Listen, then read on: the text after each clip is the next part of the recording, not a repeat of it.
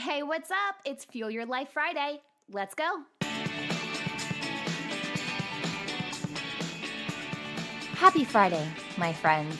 You know, simplicity has actually fueled my freedom in my life, and freedom is something that I crave daily. And if you're like me and you need a little bit more simplicity in your life, this one is for you. I'm going to hit you with a few quick ways to simplify your life.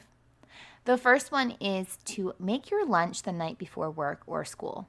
So school's still out for the summer for the most part, depending where you're listening from. But here in the United States, it is. But if you're physically going to work each day, get your lunch made the night before. Not only does this save you time, but packing also saves you money. Actually, even if you work from home, do this too. As a professional lunch skipper myself, seriously, I'm the person who can get so caught up in my work that I forget to eat. I find that when I have a lunch already made, I'm less likely to skip that meal. I make the kids' lunches the night before as well because I like quiet mornings, and the last thing I need is to be making sandwiches while also making breakfast and trying to get the kids to do their before school routine. Next up, write a to-do list before bed. This is all about mental clarity before you go to bed.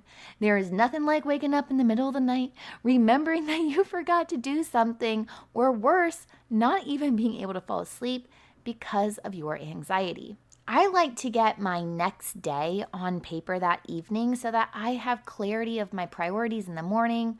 Or if a to-do list really isn't your thing, but you're struggling with overwhelm, write out everything that's overwhelming you. Just write it all out. This will allow you to get it off your brain onto paper, which is both a physical and energetic release. Trust me, you'll feel slightly better. I'm not going to say it's going to wash away your problems, but it does give you that sigh of relief. Next, declutter your closet. A tip that I learned from one of our podcast guests, the budget mom, Kamiko Love, is to put your clothes that are on hangers. Well, you're going to hang them backwards in your closet. So for me, my hangers face inwards towards my wall. The curved part of the top of the hanger goes towards my wall, right on the rod. But her method is to flip the hangers backwards. Why in the world would we do this? Well, every time you wear a piece of clothing, you're going to hang it back up in your closet the correct way, or, however way you typically do it, the opposite way of all the other clothes. Every 6 months, or at least once a year, you're going to go through the clothes that are still hanging backwards on the hanger and remove them from your closet. That means that you haven't worn them in a long time and you're likely not going to wear it again. How does this really simplify your life? Well, it gets rid of clutter, so your brain isn't all when it walks into your closet. And this really just helps you make faster choices with what to wear, and you won't be visually seeing clothes daily that aren't in alignment with you, right? We have that choice to grow out of our clothes, even if our bodies aren't physically growing anymore.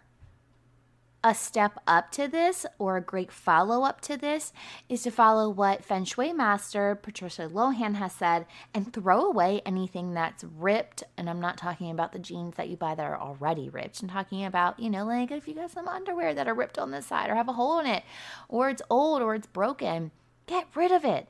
These are items that don't carry great energy in general.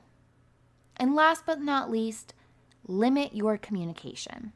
I had to put myself on a twice daily email check.